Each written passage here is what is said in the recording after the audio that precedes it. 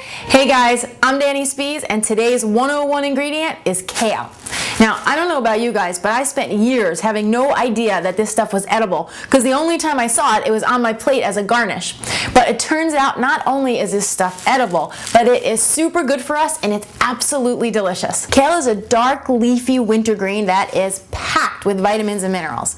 I mean, this stuff has vitamin A, vitamin C, beta-carotene, and even calcium. And just to give you a little side-by-side, kale, 1 cup of cooked kale has 1/3 the amount of calcium as a cup of milk. Now, just like plants and trees, kale gets its dark green pigment from chlorophyll. And now what chlorophyll does is it acts as a web and it catches all the toxins and pollutants and it filters them out.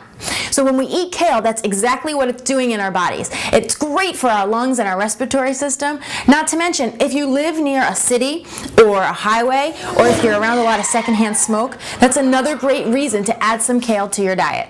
Kale is available all year round, but what happens is during the winter crops, the frost actually makes it a little bit sweeter. So that's when you're going to get it at its best. Not to mention, I like to use it during the colder months because it's one of the few leafy greens that's hardy enough to stay with you. Curly kale is the most popular type of kale and it's probably the one you guys are most familiar with. This stuff is available at the grocery store all year round. And let me tell you, the flavor, it's a little bit bitter, slightly peppery, and it has a little hint of sweetness underlying it. It's really delicious. Not to mention, it's super easy to work with. Now when you're buying kale, you want to look for leaves that are nice and firm, dark bright green, no brown spots, no yellow spots, just happy little healthy head of kale. Then once you get it home, you're going to wrap it up in a plastic bag, get as much air out as possible, pop it in the fridge, and it'll last you up to about a week in the veggie drawer. Now, the stem is completely edible, except that it's a little bit tougher and a little more bitter, so I like to remove it first. Easiest way to do this, grab the bottom of the stem, then pull the leaves up and away, and it'll separate.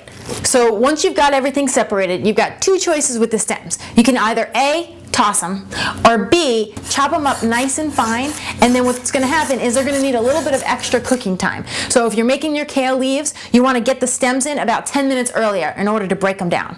Now for the greens, what I like to do is I just grab them all into a big bunch, and then I just take my knife and cut through them into nice thin slices.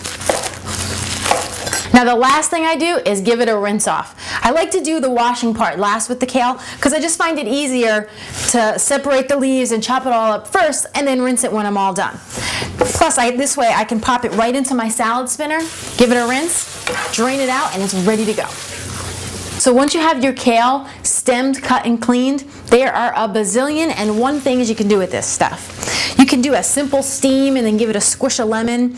It's great sauteed with some garlic and olive oil. You can pop it into just about any soup or stew. I like to mix it in with beans sometimes. And you know what? You can roast it and make kale chips. It's kind of like a potato chip. I'm going to post that recipe for you guys soon. And lastly, you can eat it raw. You can put it into a salad, or you know what I'll do sometimes is actually sneak some leaves into a smoothie. I'm telling you, you don't even know what's in there. It's like a little surprise guest that's super good for you. I'm Danny Spees, and I'll see you next time with another Ingredient 101.